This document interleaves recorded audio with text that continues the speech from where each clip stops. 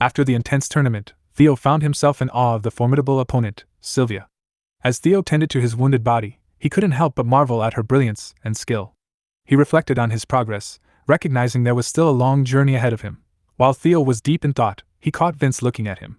Vince, sounding wise, told Theo to stop comparing himself to Sylvia and to take pride in his own achievements. However, Theo felt his success was unreal, like a far-off dream. Vince expressed that victory often brings a similar feeling. He further suggested that they should prepare for the award ceremony. Noticing Theo's discomfort, Vince helped him get dressed in formal clothes.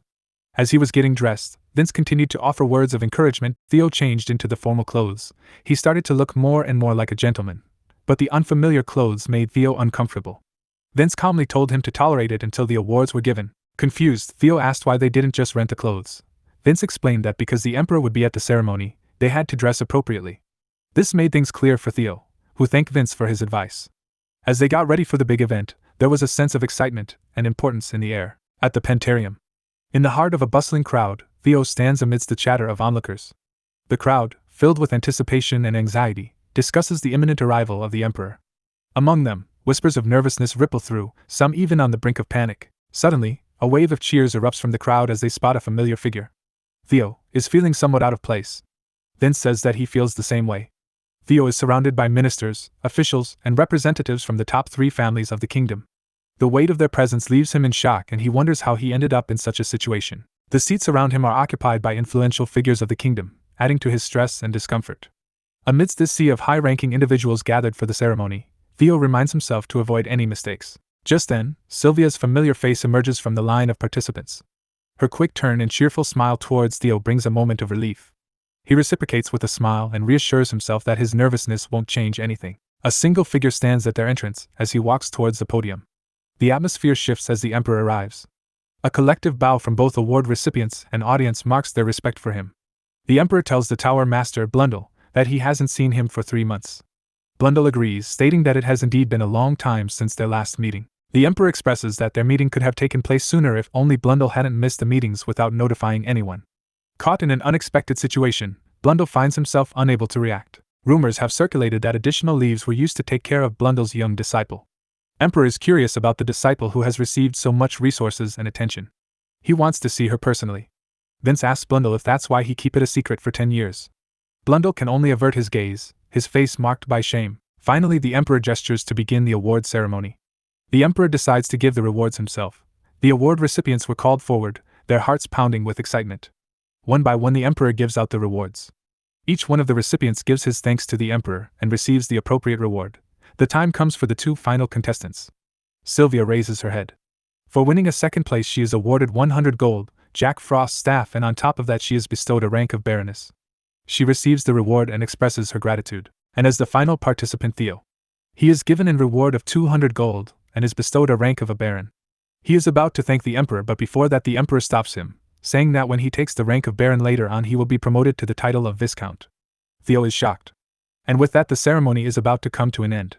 The emperor gives the final speech saying that the Meloa Kingdom, the Hargan Cordillera in the north, and the Andres Kingdom in the north are all connected.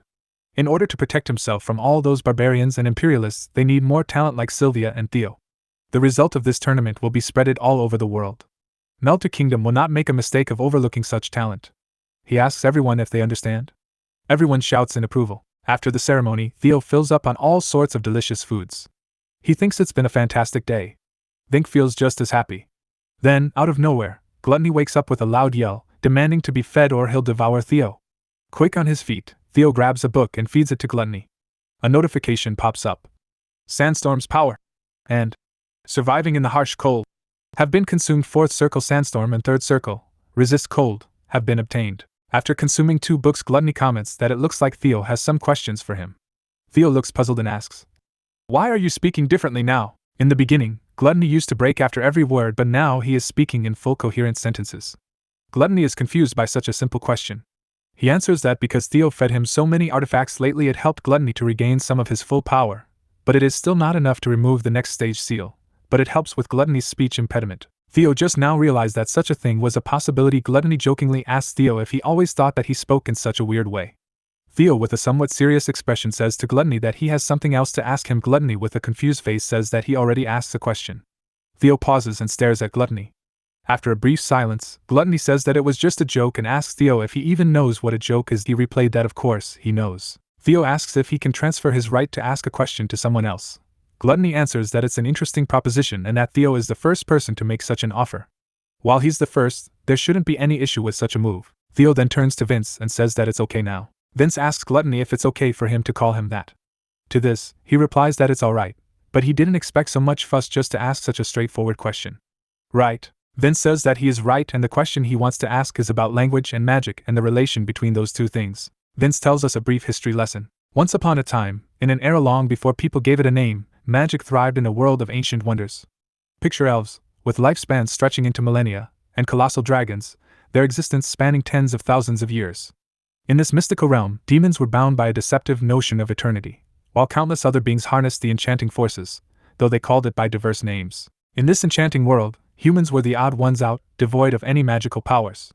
They stole the elven songs, they pounded iron in frustration, and they even tried to imitate the demons' dark arts. Then, after eons of longing, the breakthrough came, the concept of the circle was born. In that pivotal moment, the term magician was bestowed upon the human race. And after countless millennia, the ancient grimoire, which predated the very creation of the world, responded to daring humans who dared to seek its wisdom with a question. Gluttony responds that Vince's question is too generic and he told him that by the time the complex connection between magic and language could be fully explained, Vince would have been long gone. Vince says that what if he limits it to only human language? Gluttony says that it's the same because the human language has a staggering number of 526 minority languages. Answering that would go over the limit of asking a single question. Vince, after considering his options, asks to teach him why the ancient and modern languages have different functions in magic. Gluttony says that he can do that much and explains that what humans think magic is just persuading the powers that already exist in the world. You can think about it as politely and sincerely asking it to move. Language is just a medium to do that. The closer you get to world creation, the more this mystical power will listen to you. Vince says that the ancient language is far more powerful than the modern one, but it is more difficult to manifest frequently. To which Gluttony says that language is a contradictory medium. Vince thinks that he is fortunate, since Gluttony was already prepared to answer this as a part of his question. Gluttony further explains that if a language has fewer users, then it is more powerful. But since ancient language has very few proper users, it has a low chance to get transferred. Vince pondered that while humans might boast knowledge of ancient languages, it paled in comparison to the vast wisdom held by Gluttony. Gluttony says that unless you can use ancient language in everyday situations, it will be difficult to use in magic. He then asks about the language that Vince is researching. To which he answers that it is called Balkar. In Gluttony records it is stated that this language has been used by the Balsia Empire during a time when magic was at its peak. Foreigners found the pronunciation difficult to follow. The true value of the language won't be shown unless all 8 tones are pronounced properly. Vince with a puzzled look thinks about the pronunciation. Suddenly a blue glow is emitted from Vince. Gluttony explains that it is the same for any language. The pronunciation and tones that are used by the majority become the standard. The world embraces the approach of magicians using this established language. Suddenly Theo turns towards Vince, who is emanating a blaze around him. Theo comments that Vince has overcome the wall of the 6th circle, and it is a true honor to be a witness to such a historical moment. Gluttony shouts at Theo to get his attention. Theo says that Gluttony is done for today, and he should go back to sleep. Gluttony comments that Theo is on the edge because of a little joke, but he understands that since he is always sleeping. Theo thinks that it is unusual for Gluttony to still be awake, since normally he would be already sleeping. Before going to sleep, Gluttony is willing to give Theo a piece of advice for quicker growth, because at this rate Theo will drop off old age before he unlocks all the seals. The advice is related to a hidden function that Gluttony possesses. Gluttony eats a book and converts it to the knowledge of the skill. Skill then intakes rare artifacts and plants them in the body. And Memorize can both store and release magic. Those are powers compared to national treasure, but there is another hidden function. Theo thinks that if that is true, then it may be stronger than anything before. Gluttony with a smirk face says that it seems appealing to Theo. Theo won't deny it, but he wants to know Gluttony's intention in sharing that. Gluttony was taken aback. Has Theo been deceived his entire life?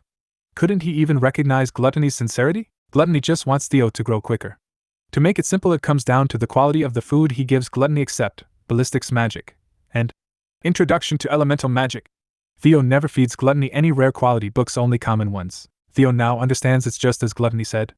Theo realizes that if all of it is true, he needs to start giving Gluttony higher quality books. Gluttony says that the hidden function can be released by consuming an item that is in the current room. Theo asks what it is. After hearing the answer, he is shocked by it. As the enigmatic blue light surrounding Vince gradually faded, he returned to his senses. Theo congratulates Vince on reaching the 6th circle.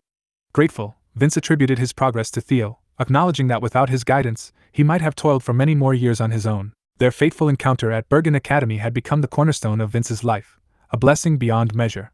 Theo, in turn, was deeply honored by the professor's appreciation. The recent conversation with gluttony, though challenging, had advanced the field of archaeology forward by several years. Vince marveled at the unexpected reward for his patience. Yet, Theo hesitated, grappling with whether to share gluttony's revelation with Vince. The audacity of gluttony's request for a pocket inventory, as food weighed heavily on Theo's mind. Did gluttony not grasp the rarity and worth of such an item? Gluttony's suggestion to utilize a pocket inventory, an item so scarce it couldn't be purchased, is borderline madness. Crafting one required skills exclusive to those of the Sixth Circle, and even then, it demanded mastery of sealing space within the material realm, an endeavor of staggering complexity. Legally, only magicians of superior standing or those sanctioned by the academic society were permitted to sell such items. Personal transactions were strictly forbidden, and once lost or destroyed, a replacement was unattainable. Theo considered alternative approaches. Perhaps a defective substitute from the black market would suffice. Suddenly Vince remembered that he had something to say to Theo. Theo, initially anxious, is reassured not to feel burdened. The conversation takes an intriguing turn. Vince asks if Theo would consider becoming his top student. Theo, clearly surprised, seeks clarification. The professor confirms Theo's suspicion, expressing the intention to place Theo's name at the top of his lineage. With a grin on his face, Vince asks if Theo is comfortable with this proposition. Vince acknowledges that bringing this up now looks cowardly. Despite any doubts Theo might have about Vince's intentions, Vince admits he lacks the right to deny his own desire to benefit from the grimoire. Vince admits that he wanted to ask Theo this for a long time. Theo accepts Vince's request. Both of them shake hands. Theo asks to be under the professor's guidance in the future. In a surprising turn, the professor insists on a change in title. They no longer wish to be called Professor. Instead, they ask Theo to address them as Master. Theo agrees, solidifying their new bond. Outside of the event schedule board, Theo and Vince discuss the appeal of summoning magic. Theo finds it intriguing. Also, this year's attack magic hosted by Red Tower is also interesting. Vince is hesitant about attending an event focused on attack magic. He knows it will be filled with individuals who revel in destruction, an outlook he doesn't particularly share. As they chat, they're approached by a stranger named Melas from the Blue Tower. She seeks out Theo and Vince for a specific request. This catches them off guard. Melas explains her affiliation with the Blue Tower and urgently asks them to accompany her. Though surprised, Theo and Vince agree, curious about the summons from the Tower Master. While walking towards the Blue Tower Master headquarters, Theo asks why it feels like everyone is staring at them. Theo is curious about the attention and whether there's anything to be concerned about. Theo's curiosity is piqued, but Vince advises him to ignore the onlookers, cautioning that any acknowledgement may only encourage them. The creak of a door heralds the arrival of their summoner. Blue Tower Master rises to greet Theo and Vince. Blue Tower Master is delighted by their presence, joking about the strain of waiting. Blue Tower Master apologizes for summoning them early in the morning, but before they can continue, Blue Tower Master interjects with a blaze of laughter, causing a surprised reaction from Vince. Blue Tower Master points out Vince's changed appearance, noting that he's shed another layer of his wall, and congratulates him on leveling up. Vince thanks Blue Tower Master for noticing. Blue Tower Master addresses Vince, presenting him with two sets of numbers, 932 and 1106. These figures represent the staggering number of people who have been attempting to gather information about Theodore Miller and Vince Heidel from yesterday until now. Blue Tower Master explains that they've anticipated this level of interest and took measures to block the information well before the award ceremony. Theo and Vince are taken aback, with Vince expressing surprise at the Blue Tower Master's foresight. Blue Tower Master assures Theo and Vince that they need not worry about unwanted attention. This level of attention is nothing out of the ordinary, though this time it was on a bigger scale. Vince expressed disdain for the political machinations in the capital, and confessed that it was the main reason he left the capital. Vince is enraged by the idea that someone is trying to reach for his disciple. Theo is amazed at the heat radiating from Vince's unconscious magical emissions. Blue Tower Master advises caution, warning against escalating tensions with excessive displays of power. He reminds Vince that even as a Sixth Circle war mage, wielding power alone won't change the politics. The heated air quickly cools with a wave of Blue Tower Master's hand, demonstrating his power. Blue Tower Master suggests that if he were in charge, he'd simply overpower and destroy them all. Blue Tower Master states that once you reach the Eighth Circle, you can exert your dominance without consequence. Vince's and Theo's jaws drop in disbelief. Blue Tower Master, sensing the tension, lightens the mood, revealing a surprise he prepared. The atmosphere becomes more relaxed, with everyone's attention refocused on the matter at hand. Blue Tower Master presents Theo with an offer. Vince recognizes that Theo holds a basic rank and inquires if this might be a dispatch. Vince seems uncertain about the situation. Blue Tower Master explains that if dealing with a difficult situation is proving to be a challenge, it's important to find an alternative, suggesting that this opportunity might be better than remaining locked in their dorms until the competition ends. Blue Tower Master suggests to Theo that he should tackle this task with a relaxed mindset, emphasizing that it's an opportunity for him to unwind. Blue Tower Master has learned that Theo hasn't been home for half a decade. Blue Tower Master puts forth the suggestion of utilizing this mission as a chance for Theo to return to his native place. Theo, taken aback, inquires if they are referring to his own barony land. Blue Tower Master affirms that they are indeed talking about the Miller Barony territory, much to Theo's astonishment. A skilled magician was dispatched to investigate a recently discovered cave in the Miller Barony territory. Contrary to expectations, it appeared to be an ordinary cave, not a dungeon. The mission seemed straightforward: investigate the caves and report back. However, the magician had lost contact. Theo's mission is to ask around while he rests in his hometown. Those conditions aren't that bad for Theo. If the missing magician was located, it was advised to return with him. With a nod of agreement from Vince, the plan was set in motion. There was confidence that this task could be accomplished effortlessly. A self-assured smile conveyed this sentiment, a gesture that didn't even require a second thought. The Blue Tower Master, lost in his thoughts, began to worry. He mumbled to himself, expressing concerns. He considered the possibility that the magician hadn't simply lost contact, but rather, had been forced to do so, hinting at potential danger. This sudden change in tone and topic confused Theo and Vince. Suddenly, with a snap, a realization seemed to strike the Blue Tower Master. He has a perfect companion in mind. That companion was currently peeking right around the corner. Suddenly Theo's gaze was pointed towards her. "Sylvia," Theo said. Stepping forward, Theo addressed Sylvia directly, making her blush. She looked back with a mix of curiosity and uncertainty, getting wet just from looking at Theo. It wasn't just Theo who had been the subject of recent inquiries into personal details. Sylvia, too, found herself in a similar situation.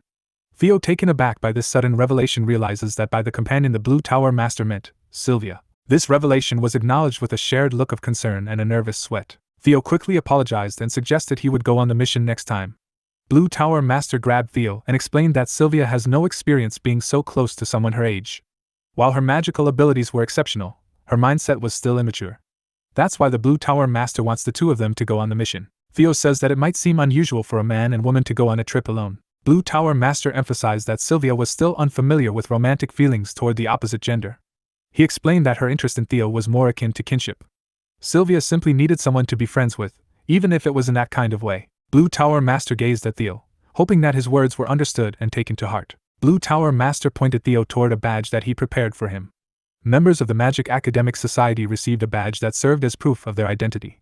Depending on the rank of the badge, the funding provided would vary. The mission given to Theo and Sylvia is of the lowest category, a 9th rank, and it receives a modest funding of 3 gold coins.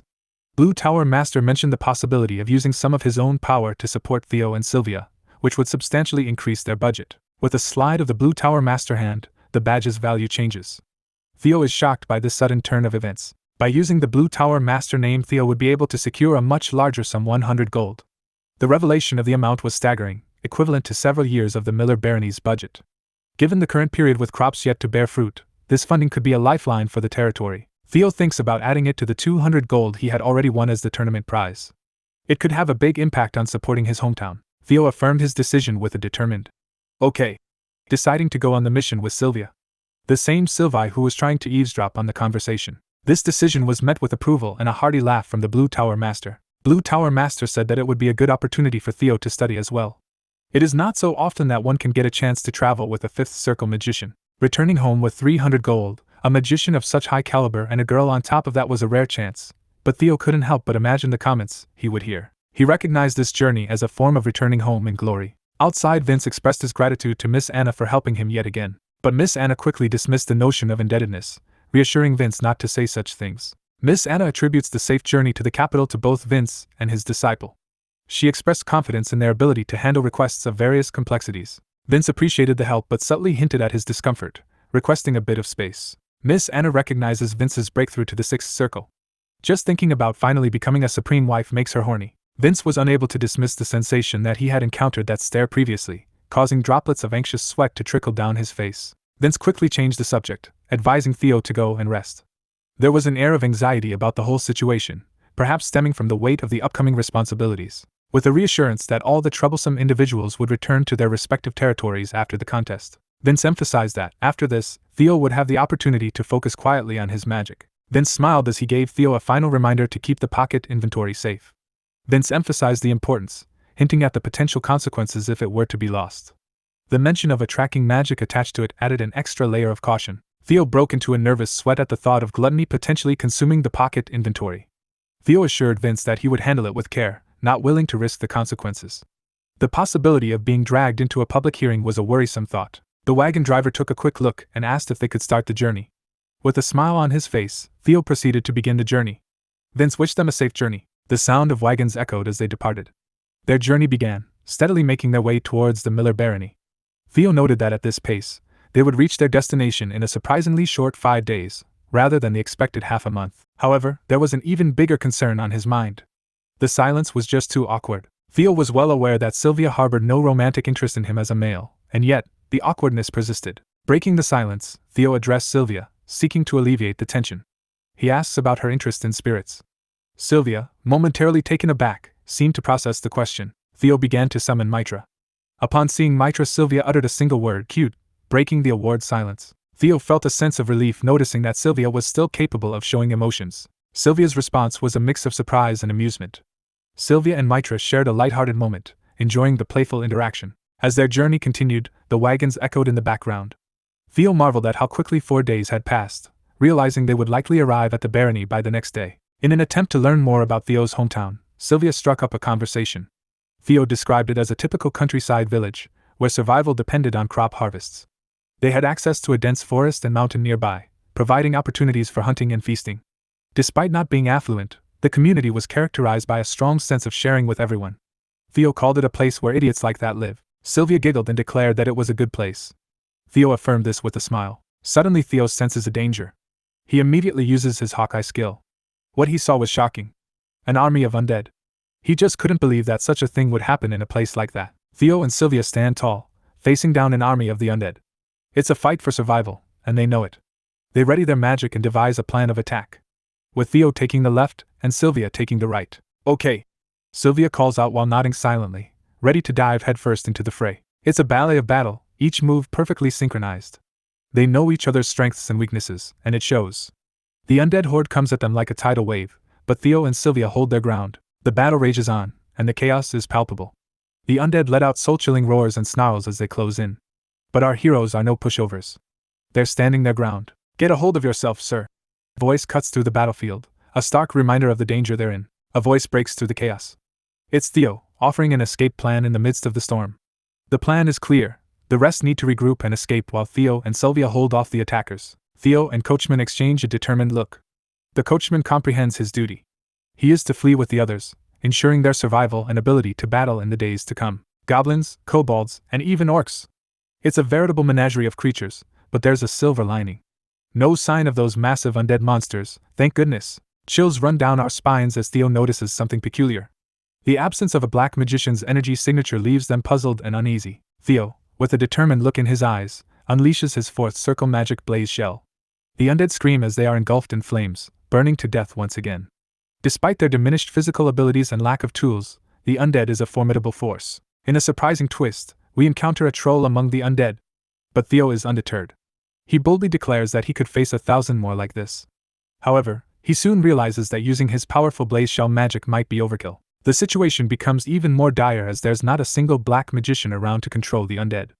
Theo tries to use magic bullets, but they don't seem to work well on the undead. In a desperate move, he dodges the attack. Suddenly, the troll is attacked with a water spell. Could it be a liquid snake? The troll is left wheezing and coughing. With his last breath, he is frozen into an ice crystal. Sylvia, having just used her fourth circle magic liquid snake, makes Theo take a moment to reflect. He realizes that even though liquid snake is a high-level magic, its efficiency is quite high, making it useful in their current predicament. Sylvia adds that Theo's observation is somewhat similar to what her grandpa once said. Suddenly, Theo turns to Mitra and asks if she can control magic. Mitra responds with a "Hoy!" before summoning an earthworm. The ground crumbles beneath them, leaving everyone in awe. Theo reveals that he creates the magic and Mitra controls it. The ground trembles beneath them and everything around them is knocked down. It's a sight to behold. However, the exertion takes a toll on Theo. He admits to overexerting himself and acknowledges that there are areas he needs to improve. But he's also triumphant he succeeded in controlling the magic, and he's confident he'll do better next time. Just then, they're approached by the coachman who asks if they've gotten rid of all the undead beasts. Theo confirms they have, for now, but warns that more might come. They need to leave as soon as possible. As they prepare to leave, Theo reflects on the situation. He finds it strange that so many undead have been active for a long time in the remote Miller barony. He suspects that a black magician and the undead have appeared recently. The journey continues as they cross the fourth hill between the Miller Barony and the border area where they are attacked by undead. They're almost at their destination, but Theo has a bad feeling. He prepares to go outside to take a look at the situation. He devises a signal for Sylvia 3 knocks on the roof of the carriage for when she needs to come out of the carriage. Theo gets outside and positions himself on the roof of the carriage. Suddenly, Theo uses his Hawkeye magic and spots something alarming in the distance. In a panic, he urges their driver to go faster. What has Theo seen? And will they make it to their destination safely? Theo and Sylvia. Fresh from a battle with the undead, they're now journeying to Theo's hometown. But the adventure is far from over. As they approach the outskirts of the village, they stumble upon a scene of chaos. Mercenaries are locked in combat with an undead army. The clanging of swords and the fierce battle cries fill the air. "Damn it!" one of them exclaims, slashing through the undead with a fiery determination. But our heroes aren't just bystanders. Theo tells the coachman to head straight for the village. Theo and Sylvia are quick to join the fight, lending their skills to aid the mercenaries. Theo, with his magical prowess, prepares a powerful spell. "Memorize, triple slot liberation! Triple fire arrow!" he chants. The air crackles with energy as fire arrows burst forth, stunning everyone on the battlefield. But the danger is never far from away. An icicle arrow whizzes through the air, prompting a warning. "It's dangerous! Everyone watch out!" A question arises. Is it an enemy? But soon they realize that they have allies in this fight. 2 magicians with incredible abilities have joined the battle. The mercenaries have gained a new resolve to push win the fight and defeat the enemy. The mercenaries are relentless, pushing forward and warning each other not to slack off. But amidst the heat of the battle, there's also a sense of camaraderie and humor. Sylvia prepares to cast a powerful fireball.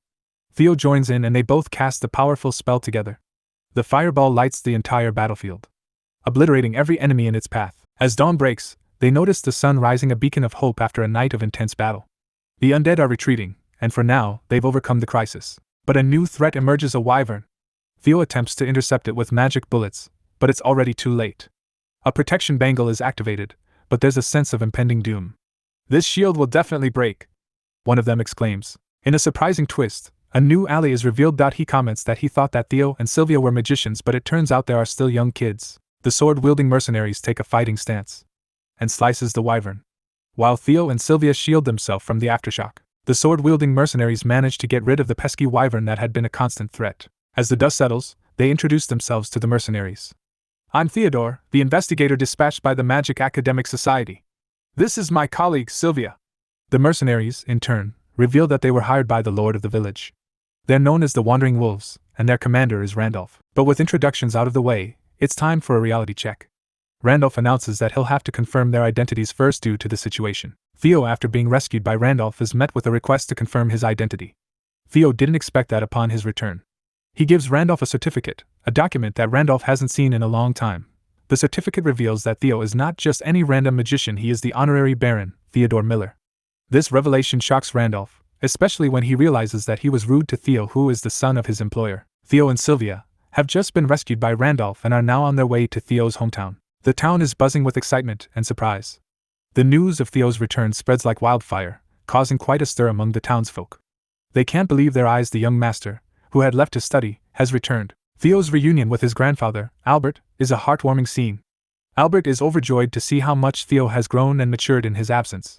The town erupts in cheers as they welcome their young master back. But amidst the joy and celebration, a new face catches everyone's attention: Sylvia. The townsfolk are taken aback by her beauty, and speculation begins to swirl. They wonder where Theo found such an attractive potential marriage partner. The question on everyone's lips is Sylvia Theo's girlfriend? All the commotion makes Sylvia feel uncomfortable. The townsfolk are so thrilled that they even offer him a family heirloom, a piece of silk from their linen shop that's enough to make a bridal veil. The townsfolk are clearly hopeful about Theo's relationship with Sylvia. Amongst the crowd emerges Theo's father. Theo's reunion with his father is an emotional moment. His father expresses relief at seeing Theo healthy but also feels ashamed for the state of their hometown.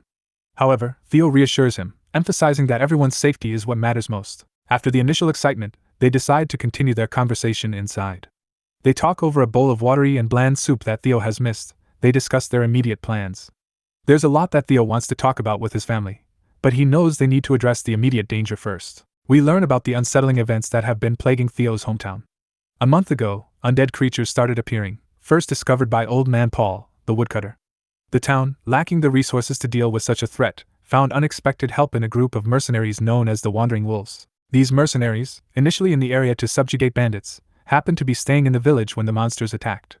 They've been protecting the town for a week now, a kindness that has left the townsfolk grateful yet puzzled. After all, mercenaries usually don't do things that won't get them money. This leads to speculation: could there be a hidden treasure in the village? After the meal, Theo bids Sylvia goodbye for now and goes to his room, where he calls upon Gluttony. He fed Gluttony 2 books building a castle wall using magic and explosions art to gain this knowledge. His proficiency in the 4th circle magic stone wall and his newly learned 4th circle magic explosion have increased. Afterward, Theo expresses his suspicion about the situation, particularly about the leader of the mercenaries, who is overwhelmingly talented. Theo turns to Gluttony for help. Gluttony, who seems to have been unaware of the recent events, needs to be brought up to speed. Theo explains the situation concisely: the missing investigator, the sudden appearance of undead in a remote territory, and the existence of a black magician controlling them. Gluttony acknowledges Theo's explanation and agrees that the situation is far from normal. Gluttony reveals that he suspects someone as the ringleader of the recent unsettling events. He also mentions a cave where there's a high chance that a grimoire was discovered. This revelation takes Theo by surprise. The existence of other grimoires news to Theo. Theo is absolutely stunned by what he's just learned. It turns out there are more grimoires out there just like Gluttony. But they're not linked to the 7 deadly sins like Gluttony is. This new discovery has sent shockwaves through our protagonist. This grimoire might be connected to the dark arts of necromancy. Instead of simply hypothesizing, our clever duo decides it's time for some hands-on investigation. Gluttony, in a surprising turn of events, makes Theo an offer. He suggests using his power to scan the area for any lurking grimoire. But hold on, there's more to it. Gluttony also plans to track down the enigmatic black magician while he scans for the grimoire. Theo, ever the cautious one, raises an important point. Why is Gluttony suddenly so friendly? Why the change in behavior? Gluttony got something big up his sleeve, and it's not bad news for our protagonist. In fact, it could be a game changer. Gluttony unveils a power that takes Theo by surprise. He can actually consume grimoires. Just like a magician absorbing the knowledge from a magic book, Theo can unlock their secrets and unleash untapped potential. If Theo agrees to this plan, his growth as a magician will skyrocket. But of course, Theo can't help but bring up Gluttony's insatiable appetite. It's all about satisfying his hunger, isn't it? With a wry smile, Theo agrees to the deal. After all, this hunger, this desire for more, is what defines him. It's his essence, his very being. Gluttony certainly knows how to push the right buttons. Grinning from ear to ear, Gluttony wastes no time. He initiates the scan, and the energy in the room crackles with anticipation. It's about to go down. And just like that, it's done. Gluttony's power has worked its magic, and he's pinpointed their target. But hold on, there's a twist. This guy they're after? He's no pushover. He managed to deflect some of Gluttony's scan, and that's saying something. This grimoire seems to have an unusual relationship with its owner. Unlike most, who live off their hosts, this one's symbiotic. It's a real rarity, and it's clearly taken a toll on its owner. Gluttony believes the grimoire that attacked our heroes is the same as the one they're after. It's all starting to come together, isn't it? Gluttony reveals that he's pinpointed the location. Picture the cave they've been investigating as the epicenter, with both the grimoire and its host residing there. Gluttony's played his part, and now he's ready for a little nap. Theo throws out a game-changing question. Can Gluttony consume the undead? It's a brilliant move when you think about it. After all, if they're animated by magic, then they're technically fair game, right? Gluttony reminds us that once a spell is broken, those undead will become plain old corpses. Theo, though slightly disappointed, doesn't give up. He pushes for more, and Gluttony teases that there might just be exceptions to the rule. Theo, ever the vigilant one, senses a presence outside. The suspense builds as we hear knocking on the door. It's Randolph. He comes to talk with Theo. There is only one question on Theo's mind. Why did the mercenaries stay in this village? Theo doesn't beat around the bush. He wants to know why Randolph chose to stay, defying logic and risking danger. Is it a genuine act of kindness, or is there something more at play? The response is cryptic, leaving us with even more questions. This person won't spill all the beans, but it's enough to give Theo a glimpse into their world. With a sigh, Theo accepts that he won't get the full story. But he's willing to settle for what he can grasp. Turns out, ages ago, an ancestor set out on a quest to track down a notorious black magician. This fearless adventurer left for foreign shores, but alas, they never returned. And what's even more interesting? They took with them a pair of legendary twin swords, never to be seen again. The family didn't give up hope, though. They embarked on a quest to uncover the whereabouts of those coveted swords. They even created a powerful artifact designed to lead them straight to the missing heirloom. Theo's sharp mind doesn't miss a beat. He starts to put the puzzle pieces together, realizing that the artifact guided them here, to this mountain. It's as if fate itself led them to this very moment, with the undead army acting as an eerie signpost. These aren't just any old swords. They hold the secrets of a lost swordsmanship style, a legacy waiting to be reclaimed. With them in hand, Randolph believes he can ascend to the ranks of a true sword master in record time. But the stakes are high, and Randolph makes an unexpected move. He urges Theo to evacuate with the villagers, sacrificing the chance to retrieve the swords to save lives. Theo isn't one to back down. He's determined to see this through, even if it means facing impossible odds. The lives of the villagers weigh heavily on his heart. Theo, always full of surprises, steps forward with a proposal that leaves everyone in the room stunned. A commission from investigator Theodore Miller, of the prestigious Magic Academic Society, to none other than the commander of the Wandering Wolves. Randolph's reaction says it all. He's taken aback, not quite sure what to make of this sudden turn of events. After all, it's not every day you get an offer like this. Theos is offering a hefty deposit of 100 gold, with an additional 200 gold upon successful completion of the task. That's a total of 300 gold.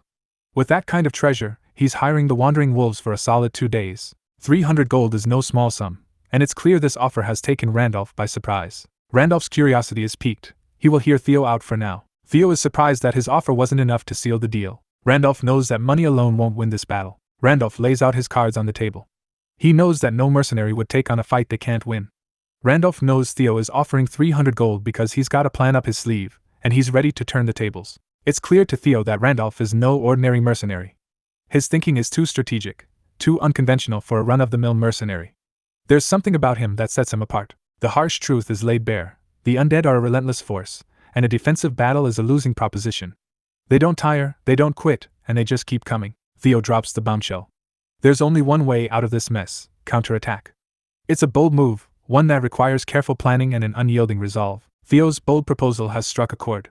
His suggestion to take a small, elite force to attack the enemy's base is met with thoughtful consideration. It's clear that he's thought this through, and the idea has potential. But of course, Randolph isn't one to be swayed easily. He raises a valid point. Theo's plan might not be enough to win him over completely. There's still something missing, something that will seal the deal. After all, it's not just about having a plan, it's about having the right plan, one that ensures victory. Theo claims to have discovered the Black Magician's base. But Randolph, ever the skeptical one, demands more proof. Theo lays out his plan. He wants Randolph to focus on protecting Sylvia and their front line, while he tackles the necromancers. But there's a twist. Theo's got some serious intel. He knows exactly where the enemy's base is. Randolph questions why they're attacking at night. Isn't daylight more advantageous? Well, turns out, not when it comes to the undead. Theo drops some serious knowledge. Nighttime is when the undead are prepping for their assault, making the enemy base vulnerable. Randolph just takes a moment to appreciate how this 19-year-old is pulling off these strategic moves. What are they teaching at the Magic Tower? The plan is set. Mercenaries, known as the Wandering Wolves, are assigned to defend the village. Meanwhile, our trio Theo, Sylvia, and Randolph gears up for the ultimate showdown. Their target? The necromancer hiding out in a cave. Theo's got all the bases covered. He's thought of everything. In case their counterattack goes south, they've got a contingency plan. They'll make sure to get the remaining defenses and village folk to safety. Randolph, well, he's left with no choice but to throw in the towel. All his reasons for hesitating on this mission have been addressed. It's official, he's accepting Theo's commission. And guess what? He's even making a solemn vow on the great god of battle. And if that wasn't enough, Theo mentions how every item that is found during the mission is his, since he is the one who employed Randolph. And just so Randolph knows, Theo has some knowledge of a supposed lost heirloom that he may be interested in. Theo asks Randolph if he wants to do some pre-bidding. Randolph is shocked that Theo has planned this from the beginning. Theo acquires 200 gold and Randolph gets the heirloom. It's a win-win situation. Although Randolph is not buying into Theo's idea of a win-win. Everyone is on top of their game, taking defensive positions. Even if the undead horde doubles in size, they're ready to face whatever's coming their way. Randolph can't help but express his surprise at Theo's abilities. Even for a skilled magician, constructing such a formidable defense in just half a day is mind-blowing. You can see the admiration and maybe a tinge of envy in Randolph's eyes. Maybe he's regretting not picking up some magic skills himself. And then, we get this adorable moment of Sylvia yawning. Looks like she just woke up. The sun starts its descent. It's a subtle reminder that time is running out. Our trio needs to get their game faces on and make their final preparations. Randolph's rallying the troops, and you can feel the tension in the air. Just by looking at their faces, he knows the team's been through a lot. But there's no time for complaints now. Today is the final showdown. The undead horde is approaching, and their roars echo through the night. It's an eerie and intense moment, setting the stage for an epic battle. And then there's Randolph, with that sly grin on his face. He's not about to let the gravity of the situation dampen his spirits. He's all about seizing the moment, savoring this night of reckoning. You can't help but admire his spirit. The energy is electric, the anticipation is palpable, and you can feel the adrenaline pumping. It's the final push, the culmination of all their efforts. This is the night they bid farewell to the forces of the undead. Explosions light up the night, punctuating the fervor of the impending battle. The stage is set for an all-out showdown, and you can practically taste the excitement. Theo and Sylvia are locked in, their focus unyielding. They're poised and ready for what's to come. Their trust in Randolph is palpable. You can see it in their eyes. They're putting their lives in his hands. And then there's Randolph, the man with the plan. He's calm, cool, and collected. He's got this. It's finally time to set things in motion. As the trio readies themselves, you can sense the weight of the situation. And then, with a powerful surge of force, they're off. Randolph is showcasing his incredible skills. His agility and precision are nothing short of awe-inspiring. It's like a beautifully choreographed dance. Theo is particularly impressed. He can't believe his eyes. The way they move, it's like a masterclass in aura manipulation. It's clear that Randolph is not your average human. He is on a whole different level. Randolph, without any magic, is holding his own. And then, we get a glimpse into their communication. It's a well-oiled machine, with Theo taking the lead and providing precise instructions. It's all about efficiency and getting the job done. After arriving at the destination, Randolph playfully admits that he almost forgot how light both of them are. Before our heroes step into the cave, Theo takes a moment to use his skill. With a swift motion, he scans the entrance. He spots the necromancer, but even a small glimpse at his mana causes a huge strain on Theo. Theo is feeling the strain. Sylvia, ever the concerned friend, checks in on Theo. She's worried about him. Theo, though visibly exhausted, assures Sylvia that he's alright. He's tough, but you can tell he's pushing himself to the limit. Theo's encounter with the dark mana is chilling. He felt like he was being consumed by darkness. It's a powerful reminder of the dangers they're facing. Theo, ever the strategist, knows the gravity of the situation. If they don't act fast, things could get even more dangerous. It's clear that the main boss is inside the cave, and the aura around it is tainted by darkness. Our trio, undeterred by the foreboding atmosphere, confidently steps into the cave. It's clear that they're ready for whatever awaits them inside. But suddenly, they're met with a chilling voice echoing through the cave. It's the main boss, and he's none too pleased about uninvited guests. The boss is furious, referring to our heroes as rats invading his dwelling. He issues a deadly ultimatum, vowing that they won't leave the cave alive. The command is given, and the battle is about to erupt. The tension is electric, and you can feel the impending clash between our heroes and the undead forces. Randolph, always the sharp strategist, notes that they've arrived just in the nick of time. It's a moment of relief, knowing that they haven't missed their chance. Randolph remarks on the poor choice of battle positions made by their enemies. Theo steps up, summoning Fireball in one hand and a barrier in the other. He's calmly wielding this devastating power inside a cave. Randolph thought he might be planning a suicide bombing, but that is not the case. Randolph is amazed by Theo's display of mastery. Our heroes are strategizing, and they're going to need every ounce of their power to face this formidable foe. Theo takes charge, urging for a quick purification of the air with Sylvia's wind magic. Theo's concerned, asking Sylvia about her magic reserves. She responds with confidence, stating she's at about 80%. And Mr. Randolph? He's right there with her, ready for whatever comes their way. With a determined snap, they decide it's time to press on. Step by step, they navigate through the cave, every footfall echoing in the silence. And then comes the shocking revelation. According to the report, this cave should be just a few hundred meters deep. There's no sign of an end in sight. It's like they've stepped into another world entirely. But leave it to Theo to think outside the box. He instructed Randolph to swing at the walls with all that he had. Randolph swung his sword with all his might against the cave wall. This is where it gets interesting. The wall got damaged, but after a brief moment, it got back to normal. Theo has come to the conclusion that this must be a dungeon. A dungeon, right here in the heart of this cave. Just when you thought things couldn't get any wilder, suddenly specters materialized, and the situation just went from bad to worse. Randolph's not holding back, swinging his weapon with all he's got. But there's a problem. He didn't pack any holy water, but fear not. Theo steps up, showing his mettle. With a protective barrier, he shields the team. And Mr. Randolph? He knows when to delegate. He takes a step back and trusts Theo. He's leaving it in his capable hands. Theo takes charge, seizing the opportunity. With a swift movement, he strikes, determined to vanquish these spectral foes. Theo, in a moment of sheer surprise, has consumed the souls of various spectral creatures. Goblins, orcs, trolls, you name it. It's a jaw-dropping moment that leaves us all wondering, can specters be consumed because they're essentially spirits? Now, this is where things get deep. We're talking about the concept of spiritual bodies, a topic that delves into the essence of existence beyond the physical realm. And remember that cryptic message about gluttony? Well, it looks like it wasn't just empty words. This was the exception they were talking about, a phenomenon beyond anyone's expectations. Sylvia and Randolph are understandably taken aback. They're practically begging Theo to spill the beans on how he pulled off this mind-boggling feat. Is it a form of draining? A heightened version of sealing magic?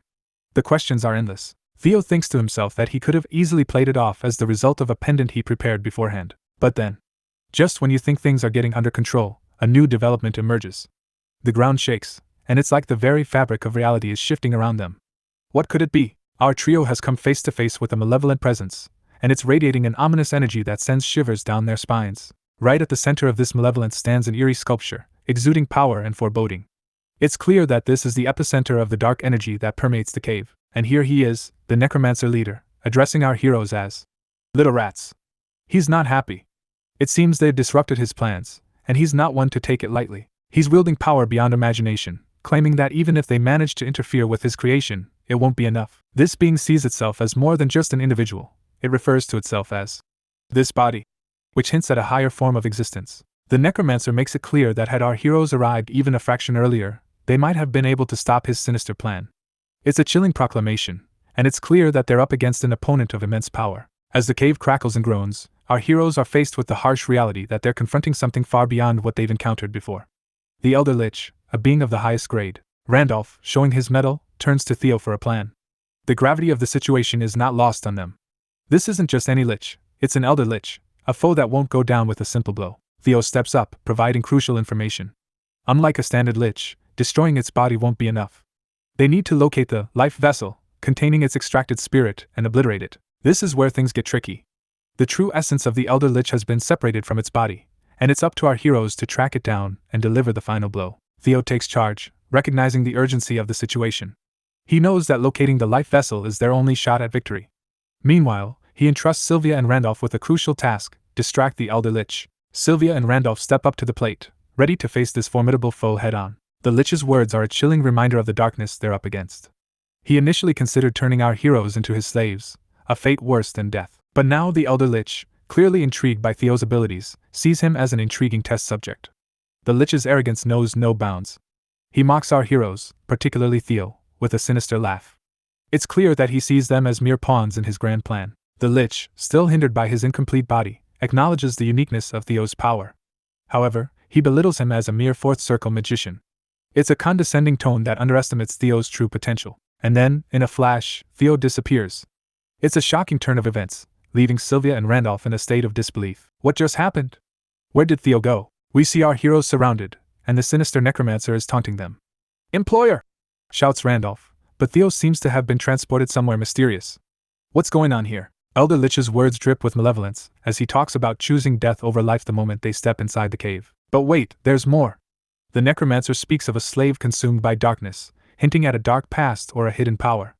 And then, a cryptic call to wake up from a long dream. Can Sylvia and Randolph stand against the overwhelming force of the undead army? The atmosphere is filled with dark energy. The necromancer's power is on full display. He summons a powerful undead. It seems there's a revelation in the works. Elder Lich's words hint at a connection, a similarity to Randolph's swordsmanship. Randolph means business, and he's not here for any nonsense. "Shut that mouth. Enough with the nonsense, and bring it on," he declares. The intensity in his words is enough to send shivers down your spine. Randolph vows to tear them into pieces. Elder Lich comments on a connection between Randolph and the undead. But can Randolph defeat someone who is called a sword master at his current level? "I don't care," retorts Randolph, ready to face the challenge head-on. The necromancer muses about the audacity of humans, challenging forces beyond their comprehension. The necromancer's words are laden with foreboding as he senses something within the host. The undead sword master has a strong feeling of inferiority towards Sylvia, the favorite student of the Blue Tower Master, Blundell. Sylvia is puzzled by this revelation. Elder Lich shares with Sylvia a key piece of the puzzle. The body that he took over to be his host is the same body of the Blue Tower magician Giovanni. The same magician they were sent to look for. Sylvia, determined and resolute, faces off against the Elder Lich with unyielding determination. "I don't know what you're talking about, but I'll defeat you," she declares. The energy in this battle is absolutely electric.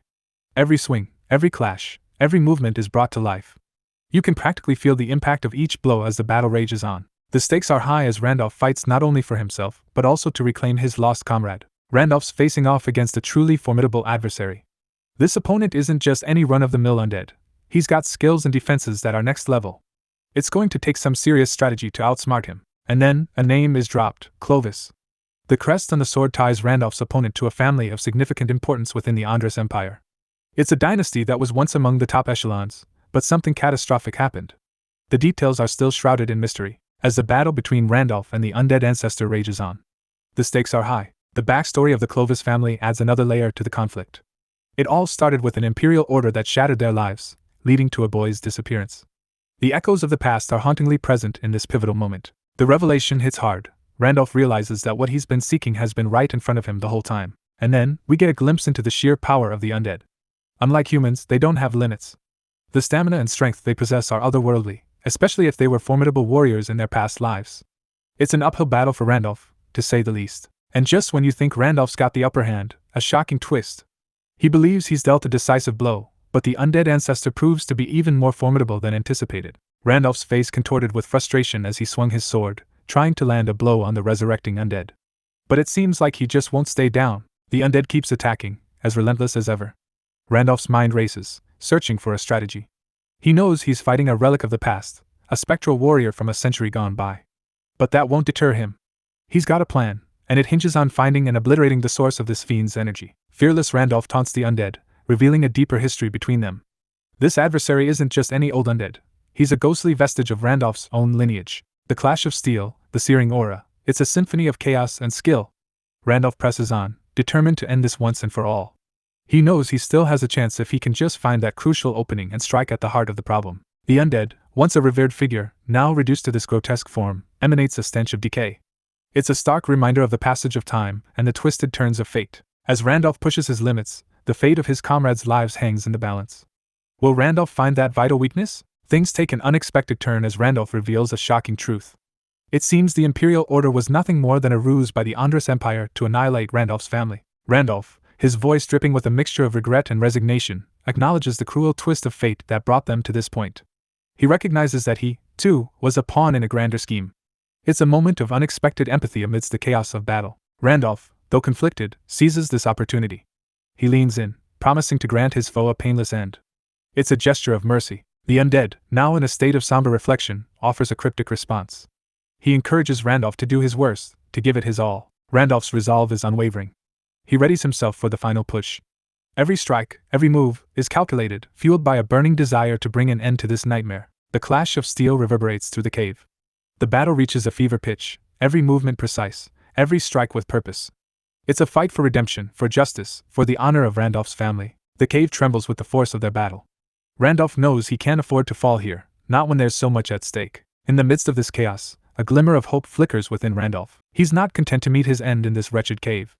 No, he's determined to return, to reclaim what was taken from him. As Randolph fights, memories of home flood his mind. The echoes of conversations, the creaking of familiar floorboards, it all comes rushing back.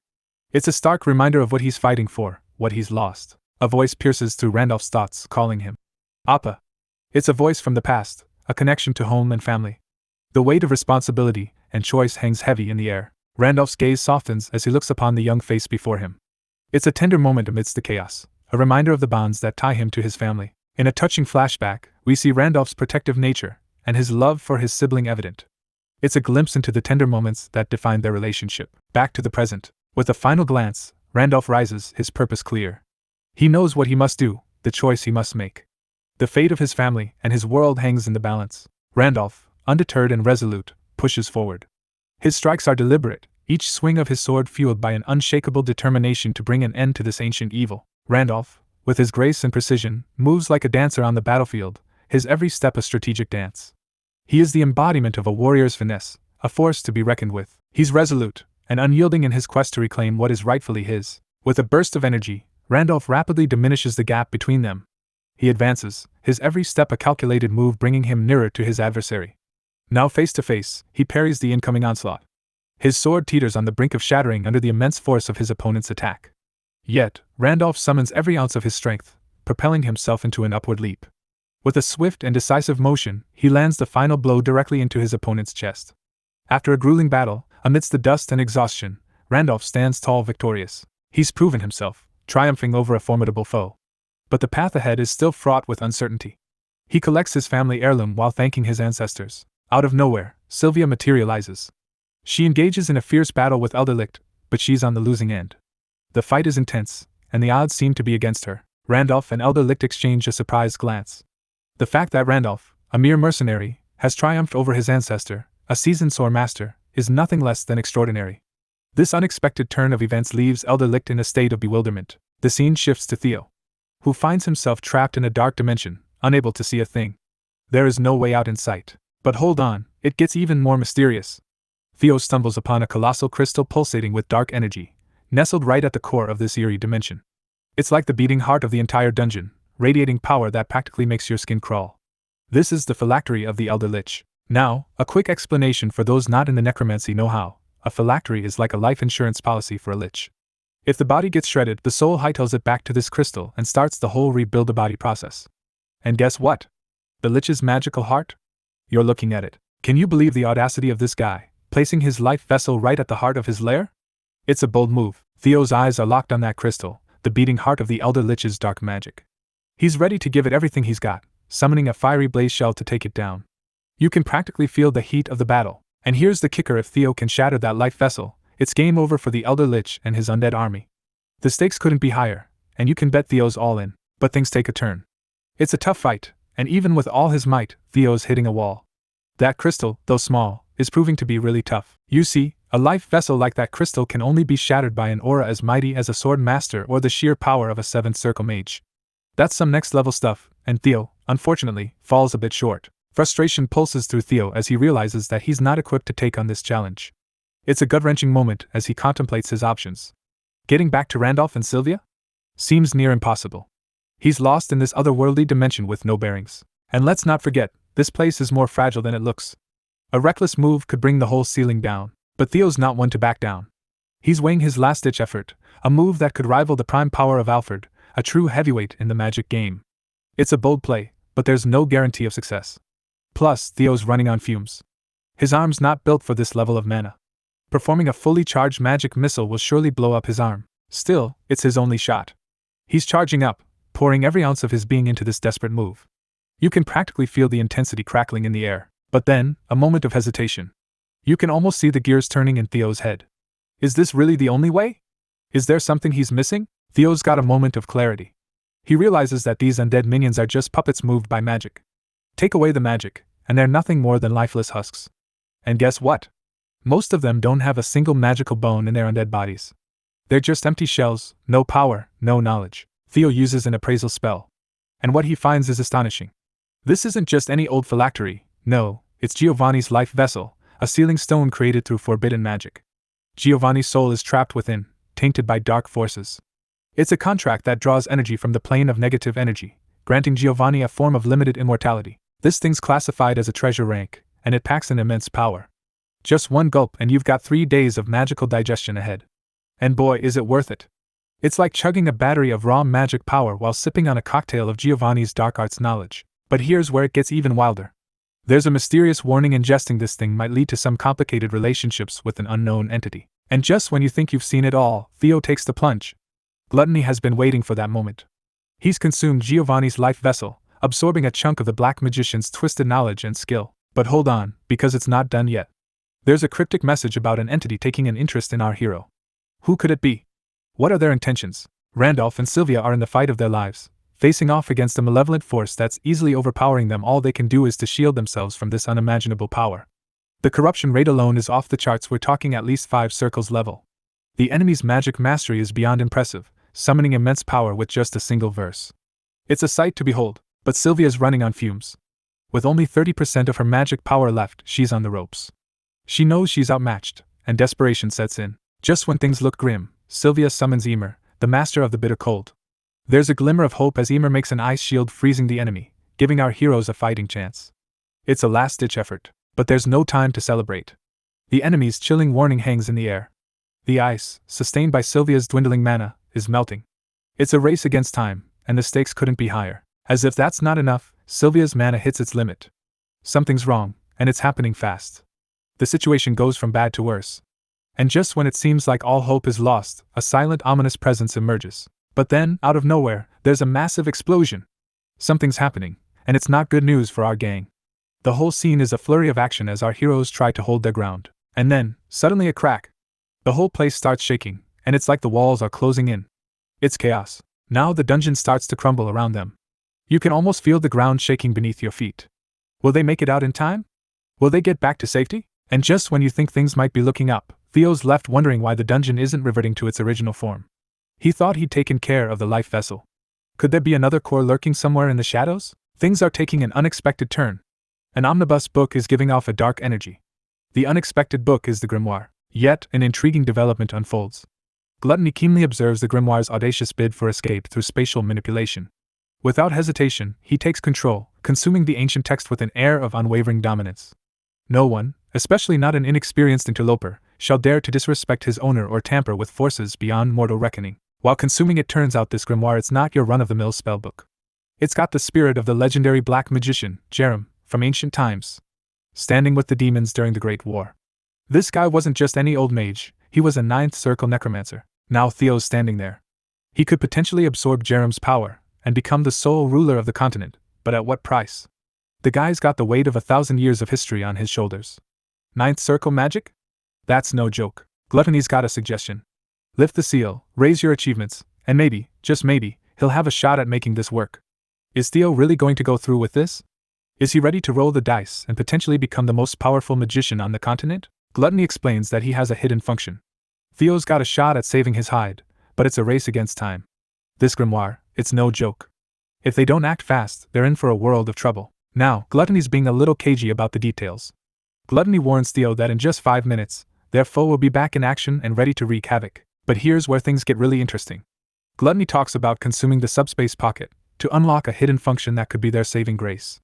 It's like an extra-dimensional storage space, and Theo's got one at his disposal. The possibilities are endless, but there's a catch. If they don't act fast, they could lose it all. Gluttony urges Theo to make a move. The tension is palpable as he consumes the subspace pocket. And the hidden function is revealed. It turns out, Gluttony has an inventory, a separate dimension where they can stash their loot. It's like having a supercharged storage space right at their fingertips. But this inventory is on a whole other level from the subspace pockets our heroes are used to. It's like a fortress that even grimoires can't escape from. After sealing the grimoire inside Gluttony's separate dimension, the separate dimension created by the grimoire starts to disappear and Theo is spied back to the cave. Sylvia's checking in on Theo, making sure he's in one piece. It's a truly touching reunion. They've got to keep moving because the whole cave is on the verge of collapsing. There's no time for rest just yet. The clock is ticking, and the whole place is coming down around them. It's a race against time, and our heroes are on the move. Theo, Gluttony, and the gang are making their daring escape, but it's not going to be easy. Meanwhile, Theo's comments on Randolph getting his hands on his family heirloom. He's taken a beating for this thing, and you can see it in his face. But they have no time for idle chat now since they have to escape this cave before it collapses on top of them. The gang's giving it everything they've got, dashing through the crumbling cavern like there's no tomorrow. They're so close, but the danger is still very real. In the nick of time, they manage to escape. Sometime later, a hearty dose of laughter is echoing through the air. It seems like our heroes are in high spirits after their epic victory over the Elder Lich. But hold on, something's amiss. Our main man, Theo, looks a bit downcast despite the celebration. Could it be that he's sensing something more ominous on the horizon? And then, who do we have here but Randolph, our trusty comrade, making a triumphant return with his long-lost family heirloom. The glint in his eyes tells us that this is more than just a shiny sword.